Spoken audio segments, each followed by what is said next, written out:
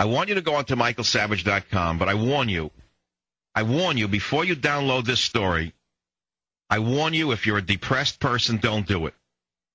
If you're an angry person who thinks he's going to go off like a rocket or go postal, don't read this story. Because it's going to get you so crazy that you're liable to commit some violence, and I don't want you to do it.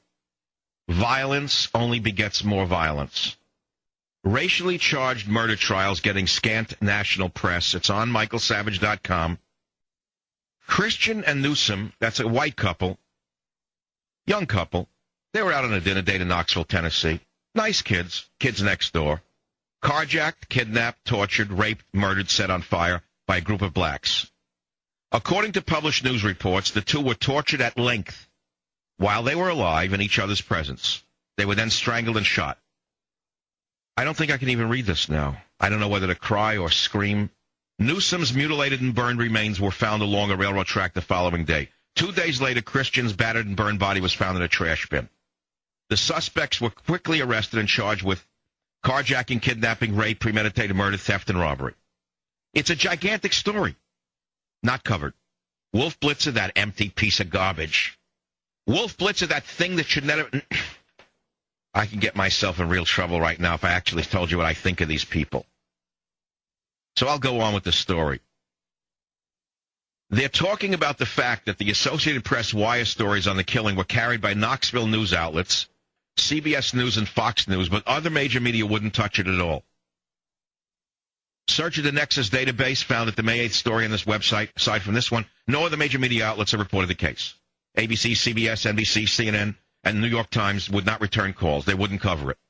However, conservative talk host Michael Savage said on his May 9 radio program that the Knoxville situation got me sick. So they called up a professor of journalism, don't you know, by the name of Robert Zelnick. And he's at Boston University. Probably dresses correctly, Mr. Zelnick. Oh, yeah, dresses British. Knows how to make a tie. Knows how to smile at a cocktail party with politicians, Mr. Zelnick. Moved himself up from the needle trades in 1-2 generations. The professor of journalism at Boston University, Mr. Zelnick, told Cybercast News Services that the Knoxville murders, as gruesome as they were, need a strong peg to reach a national audience. He said racism would certainly be one. Celebrity involvement would be another. But the coincidence of white victims and black perpetrators doesn't pass muster, though the coincidence of white perpetrators and black victims might, because of its relative infrequency. And so there it is.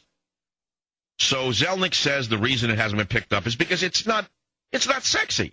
After all, she's just a white girl and he's a white boy, and they're just black guys who, well, they just did them, that's all. Not only they do them, they did them in a way that you wouldn't even see in Iraq. But that doesn't make it to the New York Times. Instead, they show someone with Down syndrome on the front page last week having a coat put on her back by her father. Showing you something about Down syndrome as the lead story, for example. Where are the two megaphone reverends, Sharpton and Jackson? I would think that raping, mutilating, torturing, and setting people afire is worse than a radio insult, and yet the good reverends are nowhere to be found. Isn't that interesting?